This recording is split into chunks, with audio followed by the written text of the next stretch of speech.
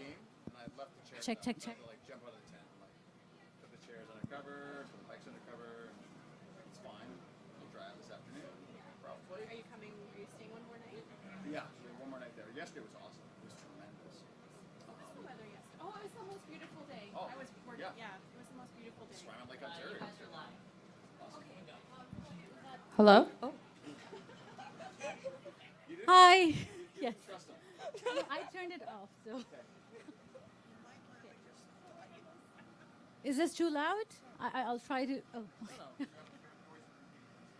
All right, we're going to go ahead and get started. Hello, everybody. Thank you so much for joining us today. It's really good to see people in person after doing a podcast from home, from mostly my closet for the past 2 years. So thank you for joining us. I'm Saba Eitzaz. I'm the co-host and of Toronto Star's Daily News podcast, This Matters, and I will be the moderator of this discussion. Before we begin, I just want to acknowledge the land we're meeting on is the traditional territory of many nations, including the Mississaugas of the Credit, the Anishinaabe, the Chippewa, the Haudenosaunee, and the Wendat peoples, and is now home to many diverse First Nations, Inuit, and Métis peoples. We also acknowledge that Toronto is covered by Treaty 13 with the Mississaugas of the Credit. So today's panel is called Surviving COVID, which is debatable.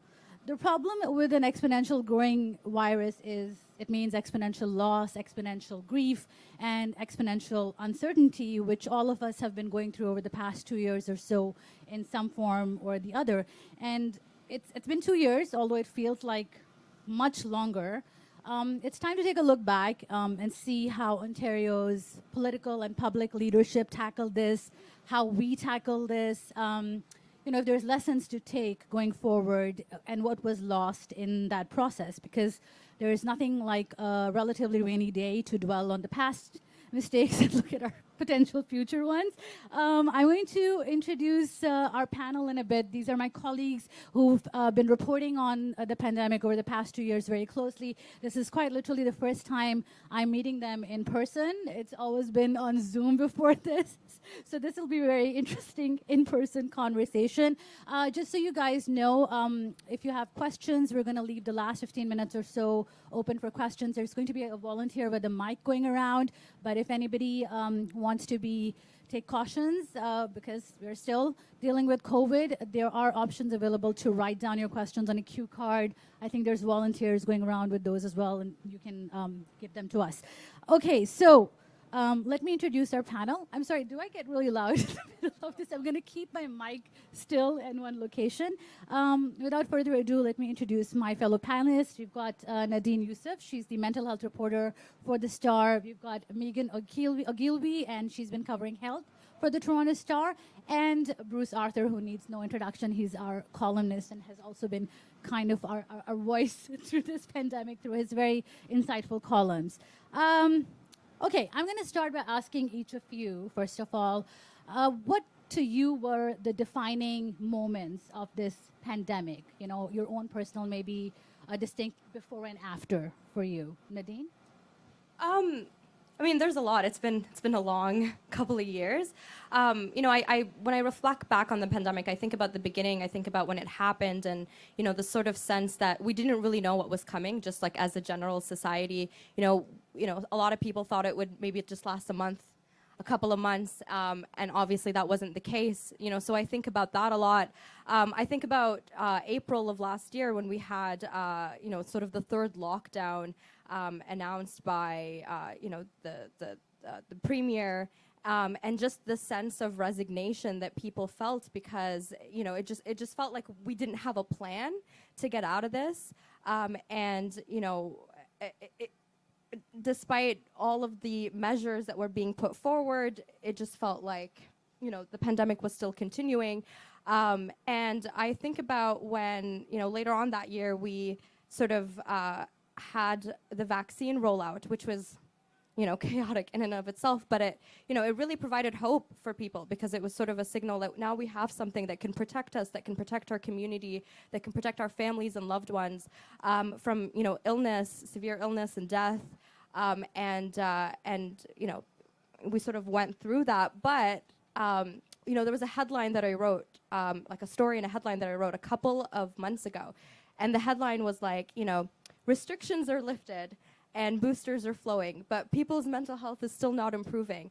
And it's sort of just the realization over the last few months, with Omicron and everything afterwards, just there's never going to be a clean end to this pandemic. We thought there was going to be a clean end at the beginning. That's not how it unfolded. And so, it basically all the things that mental health experts warned about at the beginning, this shadow pandemic, the fact that the impact of this living through this was going to linger on beyond, it's coming true and it's happening, because even when we sort of see, I guess, this quote unquote back to normal, it's really not normal and we're still dealing with it. So I think that headline is the most defining for me. Yeah. That's a great question. I think for me, there's many moments over the last few years that stick out, and an early one is when we were all told to stay home for our own protection in March of 2020. And at the time, we were hearing, 2-3 weeks that our kids would be home, we'd be staying home from work. But the sources that I have in the healthcare system and the scientists I spoke to were indicating that it was going to be weeks, months, and even years. And that was such a hard thing to understand. We think back to March 2020, that our lives would change forever. And it was hard as a reporter to try and talk about what we needed to know immediately and sort of project to what might happen in the future when there was so much uncertainty. So those first few weeks reporting on the pandemic stick out to me. The spring, again, of 2021, when the hospitals were overflowing, was a really hard time for all of us, and especially those with loved ones in the healthcare system and the healthcare workers themselves. That was a really defining moment for me. And then this past fall, we had, I think, like 3 days, 5, where there was a lot of hope. The vaccines for kids between 5 and 11. I have 2 young kids. We could start to think about getting the young kids vaccinated. We were talking about what the future might look like. And then Omicron came. And I remember, talking to our colleagues and our sources that we had this like little tiny window where we could hope. And then it was just all flat out again reporting on Omicron and just how scary that 4th, 5th wave would be. Yeah. So those are those 3 big peaks. The peaks of the COVID pandemic that are also the peaks that stick out for me. Makes sense. As defining moments. Bruce. For me, it's funny how hard it is to remember a lot of the stuff. You have to force yourself to go back, I find, to remember a lot of the things, because you do. I remember these highlights the same way. There was a moment early in the pandemic where the Earth actually got stiller to the point where seismologists could detect that there was less activity on the planet because the virus had moved so fast and everything was so locked down. The early fear of this thing was unbelievable. I was a sports writer, and they asked me to write about this, and the first doctors I talked to were telling me, like, settle in. This is going to take a really long time. And as we've gone on, it's almost like parenting, right? The days are long and the years are short, in that it feels like there's an old world and there's a new world now. And the moments that stick out are the moments of the early fear. And then you get into that long, grinding uncertainty. And then you get the day they close the playgrounds, which I've never heard so much rage and despair from the medical community than I probably did that day, and the whole thing. And then, and the thing that Megan pointed out, so when Omicron came, on the Tuesday, I believe, the data came out that we had vaccines for 5 to 11-year-olds. And on the Wednesday, I think the booster data came out, and it was unbelievable. Like, we were kicking Delta's ass. And I started to plan my next career move. Like, what was I going to go write about? And 5 days later, Omicron popped up in South Africa. And for the following 3 weeks, we tried to grab as much information as we could. And the smartest people I talked to in that time said that if this thing isn't absolutely far less than anything we've seen before, we're going to have bodies in the streets. The early data on Omicron was that it was, from South Africa, was that it was 27% less severe than Delta. And that would have smoked us. It would have smoked us. And we got lucky as hell. And now we're in this period where, in a lot of ways, the pandemic is over in the ways that we have experienced it. And now all there is the rest of our lives and all the impacts that the pandemic is going to have. So when I look back at this, it's mostly just been hard, right? Like, and not even professionally. It's been hard for, I think, everybody. It's a mass trauma event. You might not have lost someone. You might not have been to the hospital. You might not know anyone who's even had it. But your life has been changed over the last 2 years. And that's what I'm going to remember, is that my life was inalterably changed in terms of personal relationships, in terms of professional work, and in terms of how I experience the world. And that's kind of how I remember that's how I remember the pandemic right now. I think it's probably going to change as things go. Right, and as you were talking about it earlier as well, there's a ripple effect. So there is a distinct after as well, and we're still in the sixth wave, so who knows. Speaking about constantly and quickly changing things, Megan, I want to come to you about, you've been reporting on this from the start. So a little bit about the challenges of reporting on this in the early days when this was unfolding, when things were just changing so rapidly and so quickly. Because I remember coming into work one day and one of our colleagues going, this could be bad, because there were 1 or 2 cases we're talking about in Wuhan, and then suddenly I'm at home doing the podcast from the closet. So how challenging was it to cover something like that, to disseminate that information and relay that to the public? And also, has that changed over the course of the pandemic? Have public health officials and political leaders become more candid and willing to coordinate on information and to help you guys relay it? I'll start with the first part. So reporting, I've been a health reporter for a long time. I'd stepped away from reporting on news when I had young kids, and I actually started back on the health news beat on March 11th, that Monday. So I'd applied for the job in December, not knowing a pandemic was coming, and had planned all these other stories to write. But when I started, it was COVID all the time. And so my very first story was we were wondering how the province and the city was going to test people for COVID. So we were asking hospitals, will you open assessment centers? And this was, no one had the answers, but they were planning as fast as they could. And now we know in hindsight that every hospital had an assessment center, that they redeployed all of their staff to the front lines to test as many people as possible for COVID. And that set the stage for the next few weeks and months of reporting on the initial pandemic. Thinking it was... someone who's had more than 10 years in journalism, it was really the hardest part of my job. Information we would get at 6 a.m. would change by noon, would change by 6 p.m. We learned really quickly to go with what we had, make sure that it was accurate and accurately depicted the moment. But we always tried in our language to say, this is what we know right now. It's going to change. And talking to the healthcare professionals in my every day, they were telling me that they were getting emails at midnight or in the middle of the night telling them how things were changing for them. I've never seen information come at us and you so quickly. So the challenge was trying to define what was most important to tell the public right now, and make sure that we were gathering a wide assortment of sources to capture an accurate picture when the sands were always changing. As the peaks of COVID come up and down, that's when our reporting gets more and more, intense, and then relaxes. To your second point about how the information's coming now, I think we've all settled into a bit of routine as journalists, and what public health officials and the province wants us to know. You've all probably watched the podium press conferences that were rolled out about COVID. Part of my job was trying to understand what was happening inside the healthcare system. So I didn't pay a lot of attention to the podium. My job really was trying to get behind what the public health officials were saying, to really understand what the current challenges were and what some of the solutions might be. And so the pace might have slowed down, but I'm trying to understand what we need to know right now by the best sources possible. That core job of reporting hasn't changed. Right, the challenges are obviously still there. I'm going to talk a little bit more about the messaging and how we communicate with public health officials and political leadership. But before that, Nadine, you have alluded to the mental health crisis that has been a consequent result of this pandemic, and things have been so bad that it's now called the other pandemic. So if you could just paint a little bit of a picture for us, like how things have gotten to this point and how people are coping or not coping with what we've been through.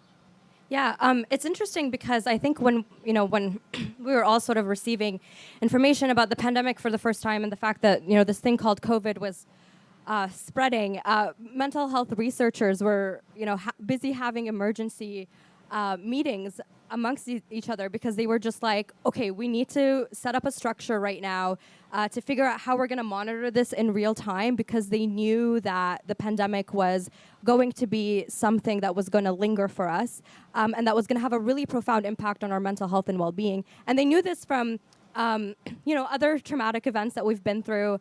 One thing that comes to mind is SARS in like 2003. Although it wasn't that big, healthcare workers in particular really struggled when they worked through that. And there's a lot of research that shows that there was a dip in their mental health. But, the difference here is that COVID really impacted every single one of our lives in one way or another. We all know someone who lost their job or who got laid off. We all know somebody who was sick with it, who you might have yourself gotten sick with it and have dealt with like long COVID symptoms. Personally, I know people who have passed away from COVID, and a lot of other people do as well. And so, it really was going to touch our lives in so many different ways. And so, right away, as the researchers were sort of trying to monitor this in real time, you see the heightened levels of self-reported stress, heightened levels of self-reported anxiety and depression among people. And a lot of it comes from that uncertainty and also just like this great disruption to our day-to-day lives, and just not knowing, what the future holds. I think it's interesting because in that period as well, like if you look at health data, nobody was going to the hospital in March because everybody was so scared about what was going on, like in March 2020. And then, suddenly when things started to like open up again, maybe like a month or two later, and people started to get more of a handle of what COVID was. If you look at hospital data with mental health, you see, people coming for urgent mental health care needs. We saw like more kids going to hospital for suicidal ideation, for self-harm. Programs like eating disorder programs, they were overwhelmed with demand. A lot of people were getting referrals to get help at that time. Community mental health services, we're seeing more people reach out for help, and they were like really stretched thin. So, and that's just the impact on younger people and kids and things like that. But then there was also the impact on healthcare workers. And, we see it now with nurses and physicians and the burnout that they've been struggling through, especially because the pandemic, for a long time felt like it had no clear end in sight, and it still in many ways doesn't. We saw it also with the opioid crisis. We saw, we broke records for how many deaths, and that is just such a tragic, thing that we've seen society go through. And so, the researchers were right all along. The impact was felt, and it still continues to be felt. And the challenge now is like, how do we show up, for those people, for the moment? And I do want to say that, one thing I heard a lot was most people, the resilience is there, and most of us will be okay.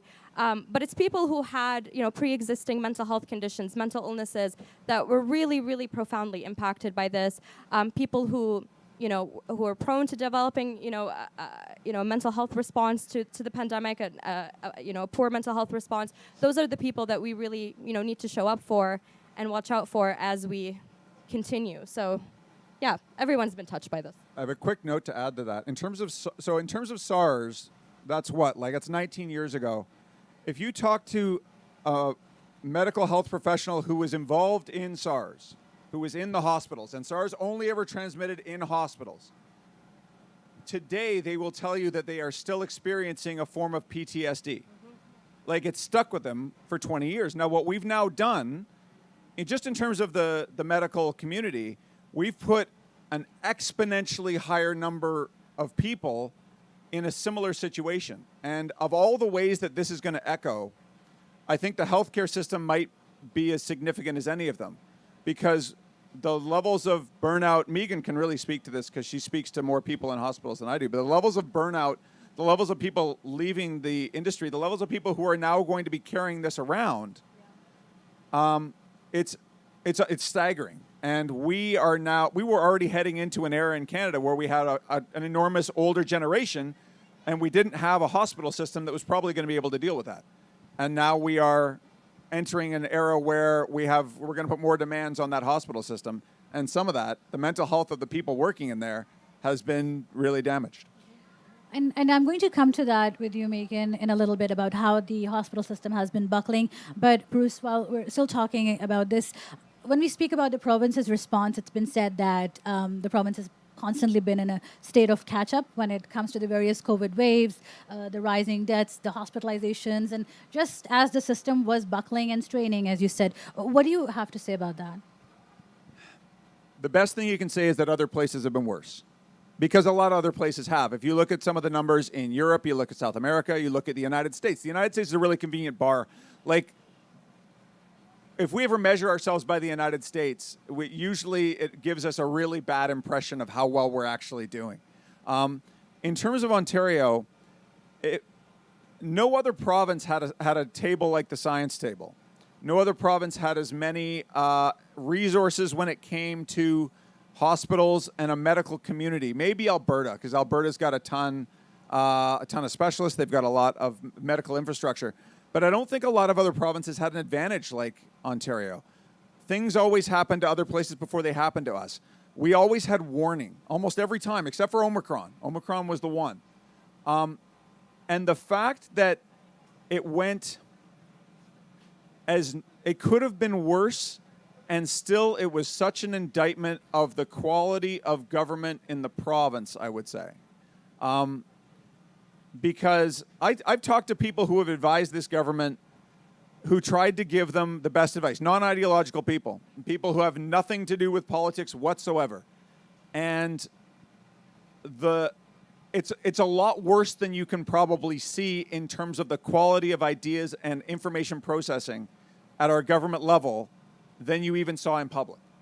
It's worse than that.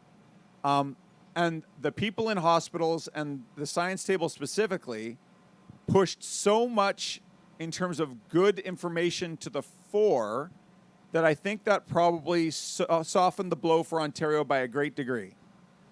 But in the first wave, there were hospitals in this province that were about 4 or 5 days from a Lombardy happening because we didn't have an integrated hospital system yet. You didn't have ways to shuttle patients. And so hospitals nearly melted down. It came about this close. Scarborough might have been the worst. In the second wave, we were just you had to drag these guys all the way along.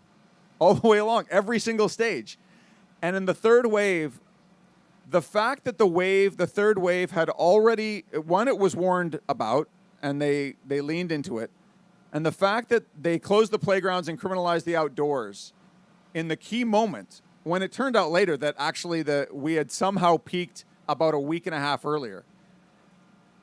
You have to separate the results a little bit from the decision-making. The decision-making was some of the worst that you've seen in the developed world. They did exactly the opposite of what they had been told to do. They did the exact opposite of what you should do, what every scientific analysis showed that you should do, and still managed to get away with it. And that's kind of the story of Ontario, because then they went and won an election, and they got away with it. And what's going to be really interesting now, though, is we're going to see, again, the pandemic is over in the way we have experienced it, but it's not over in terms of the impacts. And this is the government that's going to have to deal with that. They're going to have to deal with the healthcare system, the mental health crisis, all the things that it's done to the real estate market, all the things that it's done to the economy. They're going to have to deal with that. And it's going to be really, really difficult. And I don't think these are the guys to do it. But they're the guys we have elected. Thank you for that, Bruce. That's another, we'll get to that. Well, we will get to that a little bit more. Megan, coming back to you on one of the key issues, how did our healthcare system buckle so quickly? I know that you spent some time inside a hospital at the peak of this to get a glimpse of how bad things were on the front lines of the fight against COVID. If you could share a few stories or your experience from that and talk about this in the light of that. Yeah, I think one of the great privileges of my job is to be able to talk to the healthcare workers who got us through COVID from March until now and will. I'm grateful for everyone who took the time out of their really busy days and nights to speak with me. I just wanted to say that first. And in some ways, it's hard for me to talk on behalf of them. But what I can do is share a few of the things that they shared with me, some of those key moments or stories. One of the stories or one of the interviews that sticks out with me was a group of nurses who work at North York General Hospital's ICU. I spoke to them. I think think March 2020, and we kind of thought we were out of it. And they had spent 100 days trying to keep COVID patients alive in the ICU. And I wanted to know what that was like, how they dealt with that initial fear back then. You have to remember, they didn't know, they were taking their clothes off in their garage. They were staying away from their kids. They were living, I'm getting emotional thinking about all the healthcare workers who moved away from their families to take care of people on the front lines. And so speaking to nurses after that first initial wave, how they were coping with that fear and what their fears were going forward. That's a story that will stick with me. I went back to that same hospital in the winter the following winter. So it was a year into COVID. And I wanted to say, your stories in July 2020 stuck with me so much. How have you coped the next 6 months? And that time, this is a full 18 months ago, they were nearly broken. We were crying on the phone together about how they were going to get through the next few weeks in that ICU. And I think about those nurses and social workers and respiratory therapists and physicians at that time who were describing in horrifying detail their exhaustion. And 18 months later, I can only imagine how they feel now. In May last year, I went inside Brampton Civic. This was possibly one of the hardest hit hospitals in Canada. They were transporting critical care patients out of that hospital as fast as they were coming in through the ER, just so they weren't overwhelmed. And I spent, a tiny glimpse, 12 hours in there, in the ER and the ICU and the COVID ward, just trying to get a sense from the frontline healthcare workers what it was like. We felt as the paper that it was really important to have people who weren't at the press conferences at the podium, but the people behind the scenes explain to readers what it was like to experience COVID firsthand. And so when we walked into the COVID ward, one of the first things I saw was a physiotherapist who had been redeployed from her job wheeling an iPad into a patient's room so that person's family through the iPad could say goodbye to their grandfather, to their father. And she spoke to me afterwards about the layered grief that she experienced in that job.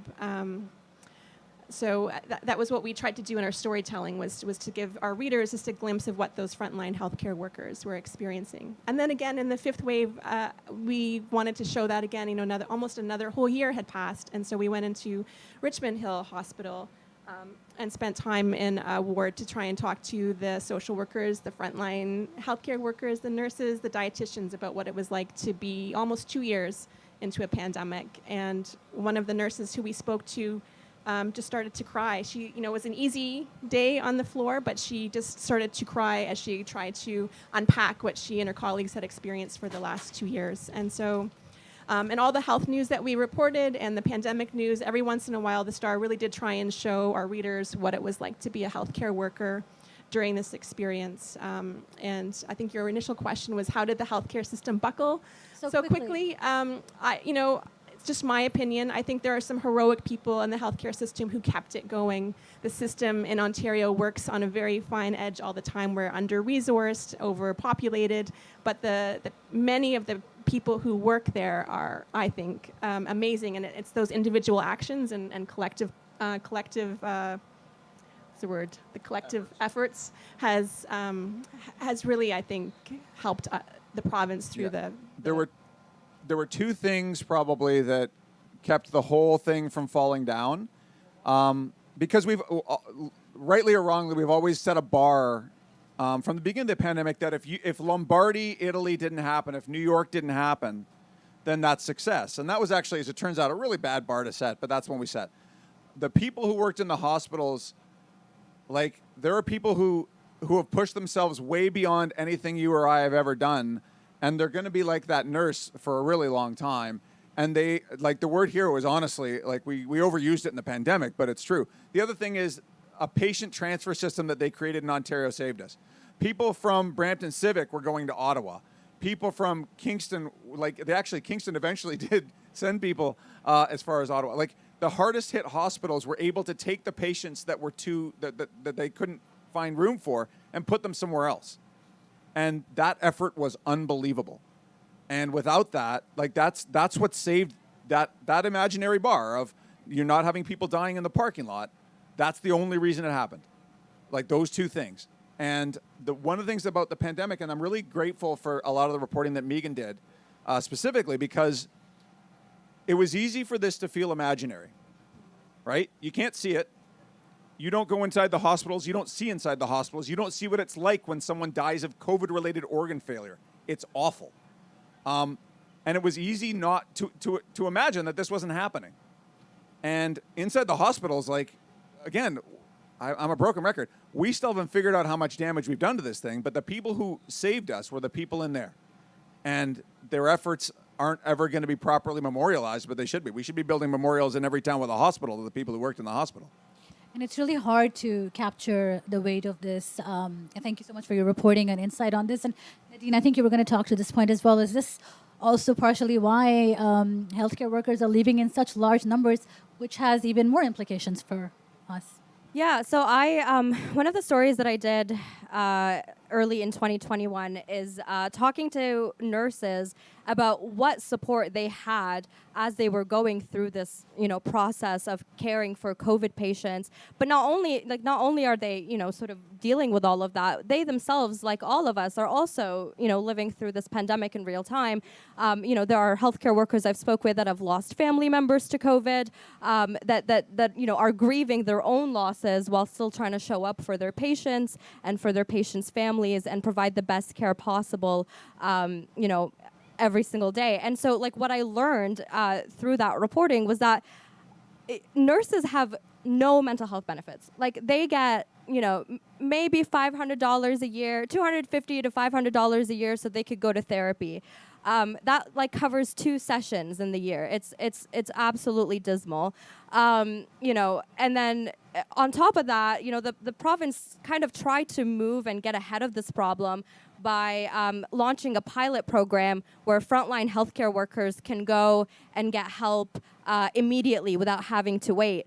And nurses, by and large, made up the majority of the people, majority of the frontline healthcare workers who are reaching out for this program for support. The problem with this program is it's a pilot program, and it's only funded for a couple of years. And so, you start thinking, well, how long do we, is there an expiry date on this grief? Is there an expiry date on this trauma? And, what I'm hearing from healthcare workers is there isn't. This is a system that was already burnt out in so many ways. And the pandemic really just put fuel on that fire. And so, when I talked earlier about how do we show up for people who are struggling, one of the things that we really need to do is, make sure that we're not just funding pilot programs and, putting an end date on these things and expecting that, by 2024, everything's going to be okay and, the healthcare workers will be better and they'll move on from this. They won't. Like Bruce mentioned with SARS, we still have healthcare workers who are struggling with PTSD. And so I think that's sort of the biggest challenge moving forward. And, in the same ways that we're losing nurses in hospitals because of burnout, we're also losing them in the mental health care field. Community mental health centers are struggling to hire social workers. They're struggling to hire nurses because of that burnout. So while, the rest of the population is looking more and more for that type of care, the system itself is crumbling because we're not really doing a good job of showing up for those workers. Bruce, as a result of all of this, and we've been speaking about the leadership and the response earlier, can you pinpoint any part, or do you feel like there was a point where public trust was lost? I speak about it in context of the disinformation campaigns that popped up in the wake of this, the anti-vax movement, other protests, and also just vaccine hesitancy, which can be for many reasons, including equity reasons. So what happened there? The people who are vocally anti-vaccine or vocally anti-mask have an outsized appearance probably in the public compared to the actual level of societal trust that we enjoyed in Canada. It was actually way better here than a lot of places. We got 90% of people got 2 doses in some places. We're in the 80 to 90 range. That's fantastic. You can't get 80 to 90% of people to agree on pretty much anything in this country, much less any other one. The level of compliance for masking when masking was mandated was phenomenal. It was phenomenal. It was phenomenal in cities and it was phenomenal in rural places. Like, it was something that was absolutely a measure of societal trust, which is really at the base of it. That's really the only thing that gets you through this kind of thing. The loss of trust in public health officials, there are certain people who are never going to trust vaccines. There were certain people who are never going to trust masks, and their opposition has been hardened into a cinematic universe, which is, frankly, I think societally damaging and something we're going to have to live with for a long time. Like, it's animated political parties now. In terms of public health communication, it's been really bad. It's been really bad. The fact that we got to a point in the pandemic now where there's a lot of people who think that masks only protect you. That's a basic scientific thing, that masks are basically, they work better on a population level than they do on an individual level. It's actually the opposite, that in wearing a mask, you are more likely to protect others than yourself. But the fact that that core basic message has not been kept through the pandemic it's kind of mind-boggling. But the problem you get in terms of all public health communication that was filtered through government is when you mix science and politics, you get politics, right? And that was the case for David Williams. It was the case for Kieran Moore. And it's the case for every medical officer of health in this country to a certain degree. And so the problem is, as Megan was talking about how complex this thing is, it's incredibly complex. This pandemic is as complex as humanity itself, because that is the animating force in how we move this thing around. If none of us move, the virus doesn't go anywhere. This is the most complex story in any of our lifetimes. And there was so much information, and is still so much information, that I think public communication was probably doomed to fail. Like, the best thing you can tell people to this day is probably what the Japanese figured out really early, was the 3 C's: close, closed, and crowded. Avoid that and you're probably fine, right? And that's honestly the need to distill this stuff down to the simple things. We failed in some of that. We failed even that people aren't rushing out to get their 3rd dose. It's insane. But it's a public health communication problem, and I don't see it's going to get any better, because societies in general, not just Ontario, not just Canada, not just the United States, are sprinting away from the idea of viewing this as a nuanced conversation. We're trying to pretend like it's over. And for most people, it effectively can be, we think. Except the virus is still evolving. I'm the least fun person in the world to talk to. The virus is still evolving. We're still figuring out long COVID, and the damage that this thing does to a number of different organs in your system is actually really worrisome. And we have the burden we put on healthcare, on education, on mental health, and all those things. And again, if you pretend nothing happened, you remember none of the lessons of it. And that's what I worry about most going forward, is that as we almost forget this thing in real time, we forget not only the heroism of the people who got us through it, but the lessons that we should be taking away from it. Mm-hmm. And it certainly kind of helped that at many points the political leadership seemed to be not on the same page with its own scientists and its own health table. And I'm wondering if that's changed, Megan, or if we're seeing any forward progress on coordination of messaging. I think I might defer to Bruce on that one. I think that chuckle means he wants to say something. Well, no, I mean, Kieran Moore, when he was appointed medical officer, the chief medical officer of health, people in public health had a really, really high regard for him. And the problem is it's an impossible job. And there's stuff that Megan and I know that we actually can't report, that Kieran Moore has made a huge positive difference in this pandemic. Huge stuff that has never been actually said. He probably saved us from a 4th wave, I'll put it that way. But what has happened is that when you are in that job, the politics of it are so powerful and so suffusing that you wind up where Kieran Moore is now. When was the last time he spoke to anybody about any of this, right? When was the last time Kieran Moore spoke about the impact that's happening on hospitals right now, or long COVID, or anything? The coordination that's happened is that politics have they've outlasted and defeated the idea of most public health communication. Because politics is really good at finding the levers of power and exercising them, and that's basically what's happened. And so there's a reason for that, because democratically, the risk to people on the whole is relatively minor compared to what we thought it was earlier in the pandemic. Mm-hmm. If you are vaccinated with 2 or 3 shots, your risk is relatively low. And governments are playing to that, and as a result, public health communication is playing to that. And it's I think it's going to bite us in the ass, to be totally honest. I hope it doesn't. I really hope it doesn't. I'm going to cut in quickly. Megan, you wanted to disagree or you wanted to add something to that? I think I largely agree.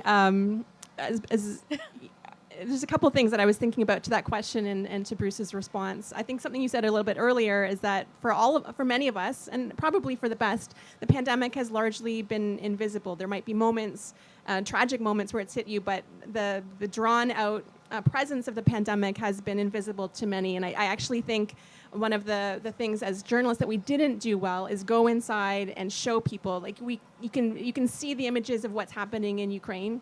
We remember the images from New York and Lombardy. We didn't really ever see that in Toronto or Ontario or Canada. And I think because for lots of different reasons, the pandemic was invisible to so many, we can forget that we're living through the biggest health crisis, generational impact, complex thing, and that there's not easy answers. I'm not sure where I was going with. That was one of the thoughts that I was thinking of. And your original question was, That has changed a little bit in terms of like having more clarity of the situation and the messaging but I think sufficiently answered that. Well, I don't think it's actually one of the things this reporting on this. We tell the same story over and over in many ways. So we think about equity. We talked about that when they rolled out testing to widespread community testing, it wasn't accessible or equitable to underserved or vulnerable communities. That same thing happened with vaccines. So again, 1 year later, we were reporting about how vaccines were not being rolled out in an equitable or easy access ways. The same thing happened again this year with Paxlovid and the antivirals. It was not being rolled out in an easy and equitable way. The new COVID prevention drug, we're anticipating that as things evolve, hopeful things like treatments or more vaccines, those lessons haven't been learned, so that I don't know if that connection between the science and the policy has happened yet. Let's hope that it has, but I'm anticipating writing those same stories again as the pandemic unfolds. And from a mental health perspective on that front, because, we started off with, I'm not going to say it was optimism, but, there was conversation that all of these cracks in the system have been exposed. All of these inequities are visible, and now something's going to be done about them. And I don't think that has continued, that feeling. Can you talk to us a little bit about how people are kind of feeling on the mental health front when that didn't happen, and how the conversation has shifted? Because, we talked about resiliency at that time, and we talked about fixing these glaring problems. Where are we at now? I think it's interesting when we think about how the mental health conversation has evolved during the pandemic, because we've heard so much about mental health more than any other period in my life. It's really been such a big topic. People were now more comfortable talking about their own personal experiences and struggles and how they've experienced the pandemic.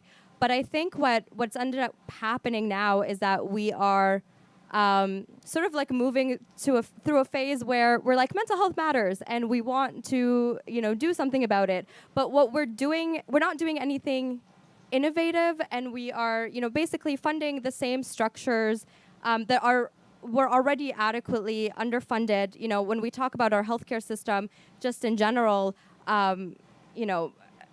having a tough time operating, mental health is some of the worst of that, because of the fact that it's like the least funded out of all of it. So it's like, how do we learn from the fact that people are struggling? We've already had a system that was crumbling. How do we build on that system moving forward? And I don't know if we've done that yet. It's interesting. The federal government has appointed a Minister of Mental Health and Addictions. It's something that advocates, people who have been impacted by this years and years, have been calling for, at least like 5 years ago. And now we are, I guess, finally listening and trying to meet the moment. But, like I mentioned earlier, wait lists are still long. People are still having a hard time accessing the treatment that they need. So, what are our current policymakers? What is our current government going to do, to make sure that we don't fall deeper into sort of that, I guess, hole of despair?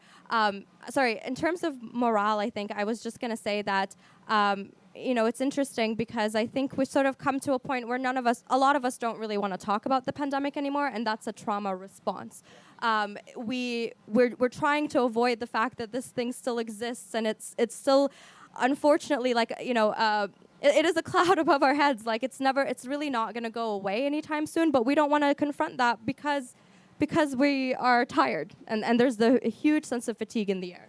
I'm going to let you talk to that, but we're going to wrap this up with this last question. So each of you, I'll be coming to each of you to answer that. And this will probably encompass what you do want to say about this, because a lot of people are, kind of pretending like the pandemic is over, but we are in the sixth wave and it is ongoing. And there are some who might say that the conversation needs to shift a little bit to, is the pandemic becoming endemic? So what do we need to keep in mind going forward? And you can use that to wrap up your thoughts to this point as well. Well, real fast one is that endemic means that there's a consistent level of a disease in the community, not that it goes up and down and up and down and up and down, and we probably still have a little bit of that going. What's interesting about the pandemic if you zoom out enough, what's happening now is people are going back to normal. And the problem you get, as Nadine said, is there's a great piece by Ed Young in The Atlantic, is normal is what got us here. And so the stuff that we have, the systems that we have, that are designed to deal with problems in society have all been strained over the last 2 years, and now we have more problems. And that's where it's going to be really, really difficult. The pandemic, early on, I talked to a guy who wrote the story of Societies and Epidemics. He said, the pandemic is a mirror, and I've been stealing the line for 2 years. And what that means is that it shows you what you care about and what you don't. Systemically, it shows individually who's under pressure, who's not, who's vulnerable, who's not. And what's happening now in society is, as you snap back to normal, we're snapping back to a normal which involves ignoring the vulnerable, because nobody can think about all the vulnerable all the time. There's too many, it's exhausting, it's difficult.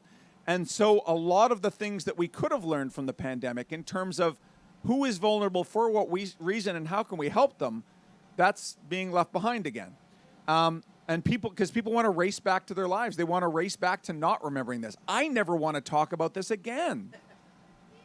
I don't think any of us do. This sucked. But the problem with reality is that it's like when I take my kids swimming, I say, the water doesn't get tired, but you do.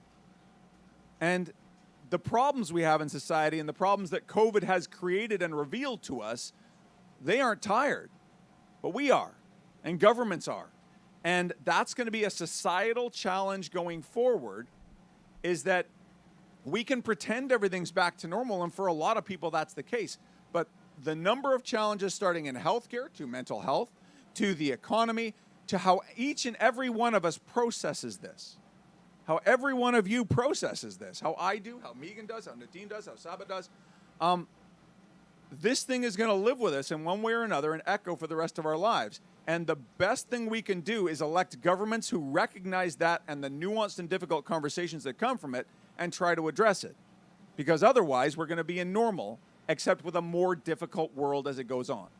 Megan, final thoughts, and then Nadine, and then we can go to questions. Okay, sorry, I've got so many final thoughts, but I think I'll just finally say I've had a lot of people ask me how I've kept going as the health reporter for the Star over the last couple years, and I think the answer to that question might be the answer to your question, is that as I said earlier, one of the privileges of my job is getting to talk to all the people who helped and made a difference. And there are actually there's government and there's like policy, but there are people either within our government and within policymakers in our system, there really are people who care deeply, and I got to speak to them every day for this job, and so that gives me hope. We can see like the many challenges that face us, but I really do feel, and this is what I tell my kids too, is that there are people here who want to help, and so if we can keep that in mind, all the helpers come together. I don't know if it's a very naive or the way that I can cope with the trauma that I've been through, but I'd say that there are challenges ahead, but there are people who still want to help.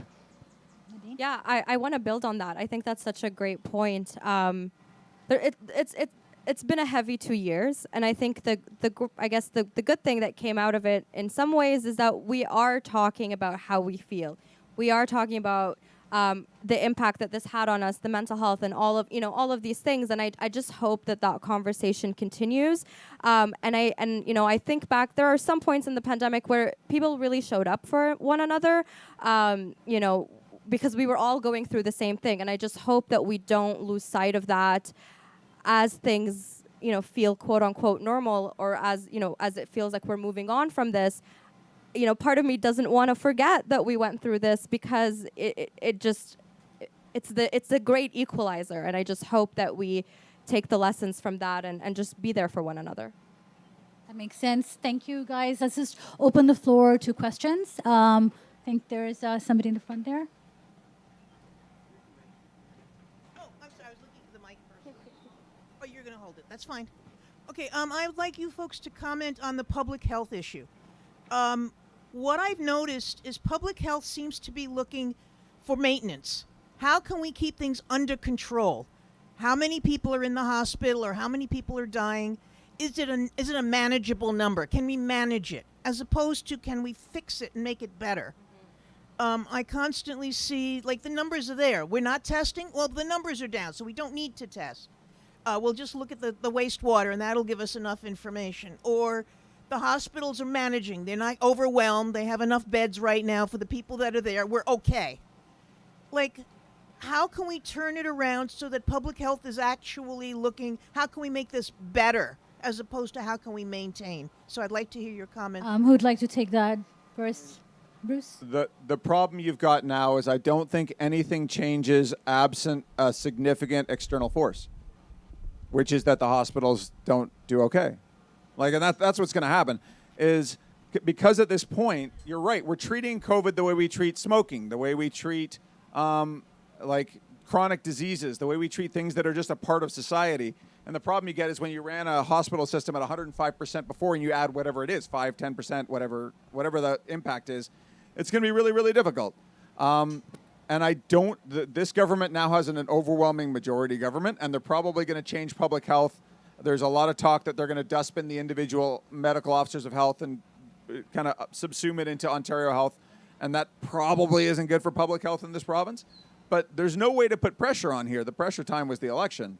And so now, all you can do, I think what Nadine and Megan said, like, take care of your people and take care of yourself and try to be as societally responsible as you can. And then we're going to see what happens. Because that's what's happened now, is we've kind of we've let go of the steering wheel. We're going to see where it lands. Anybody else? Okay. Any other questions? I believe. I was going to say, that's a great question. And if we had our public officials at the podium, I think you should ask them that question. Yeah. I believe that gentleman has a question. Hi. I was talking to Bruce just prior to this thing, but one of the things I would also want to mention is it appears as though they weren't ready for this at the beginning. I mean, I'm an advocate for emergency preparedness, and it's getting pretty obvious to me these guys didn't have it ready at all. And I mean, I've been dealing with a bedbug crisis with the same individuals running this operation, and they weren't ready for that either. They gave false information, incorrect information, and then they simply have got it wrong, and then they simply did not act fast enough to do it. I mean, they waited 2 weeks from the declaration from Switzerland, okay, from the WHO, to finally start shutting things down, when they should have done like in China, which had already done it, shut down really, really quickly. And then to tell us, hey, this is only going to be for 2 weeks, was laughable to me, because I'm looking at the stuff going like, this could go on for forever. This could go on for months and years. Oh no, it'll be done by Easter. Trump said in New York and in Washington, it'll be done in no time. Well, no, if it's just been declared a pandemic, this is going to go on for a long time. So they were falsely thinking. And then of course the mask thing. First the masks were, the masks were not adequate, not good enough, and then it's mandatory. Thanks so much, sir. I'm going to let one of you take that. Like, when does it end is sort of the summarization. I don't think there was probably a whole lot of regions in the world that were prepared for an emergency. What was the last emergency that traveled across Canada? Like, no, SARS didn't. I talked to a medical student who was in Toronto during World War II, and the only difference that World War II had on his life is they took the lamps that used to be on the Gardner and melted them down and turned them into tanks. Right? Like, we are a country that's been really insulated from world history in a number of ways, and we're not the only one. Europe is like that in the last probably 40 years. And so people weren't ready. Now the question is, are you going to be ready the next time? And that, I don't know. Just taking in this last question that's come in from the audience. I'm not sure if I'm reading it correctly. So whoever sent it in, if they can tell me, I think it's when are we going to be transparent with the negative impact of vaccines? Am I reading it correctly? I don't know who sent that, but I hope I am. Who's going to tackle that? Should Bruce, Megan? I'll start. Sure. Yeah. Let's start with the So the question was, when are we going to address? transparent about any potential negative impacts of the vaccine. Well, I think for that question, the medical community has never been more transparent. There are no negative impacts to the COVID vaccine, and that's been clear from studies that were from the initial data trials through many different evidence, prospective and what's the word I'm looking for? Real world, yeah. So many data sets have shown that there are no negative impacts to the COVID vaccine. And in fact, I think scientists would say and have said that they have been an incredible success and saved individual and public health lives. Vaccines are a miracle, man. Like, there are risks to anything you do. And there are marginal risks to almost any vaccine you take. But if you compare them to the risks of the alternative and the benefits, and as a risk-benefit analysis, it's a blowout to a level scientifically that's almost unmatched on the planet. The fact that we got vaccines into arms, the fastest a vaccine had ever been built in human history was 4 years, and it was the mumps. And humankind got it together in like a year and a half. And the vaccines, even with 2 shots, designed for original COVID, keep you out of the hospital more often than not. Like, it's phenomenal. And it really so much better at that it really it distresses me, honestly, because we've had about 15 billion doses of this thing put out in the planet. The amount of information showing that vaccines are societally and individually beneficial is staggering. And it saddens me when people can't properly process that. And I always wonder why. And one of the things, the pandemic that we didn't talk about today, is that all of this has been laundered through the infodemic to a certain degree. And that's why the United States had the results it did, and that's why we had the results we did. And if you can't accept that vaccines are really good for you, then you probably should consider your sources of information. I hope that was transparent enough for everyone. We have very few minutes left. I'll probably wrap up unless anybody has a burning question. Okay, we can just take one and get an answer really quickly. Hi. I think the recent couple of years probably added another piece of evidence that the healthcare in Canada needs a structural reform. I think this conversation has been, going for years and years before COVID, but probably now we have more evidence. The question is, why is it not happening? Is it not in the interest of the main political platforms here in Canada? A lot of Canadians are talking about it. They're unhappy with how the system is not responding, is chained with bureaucracy, is slow. So could this recent 2 years push the wheel forward towards, the bigger conversation? Is it possible? Why is it not done?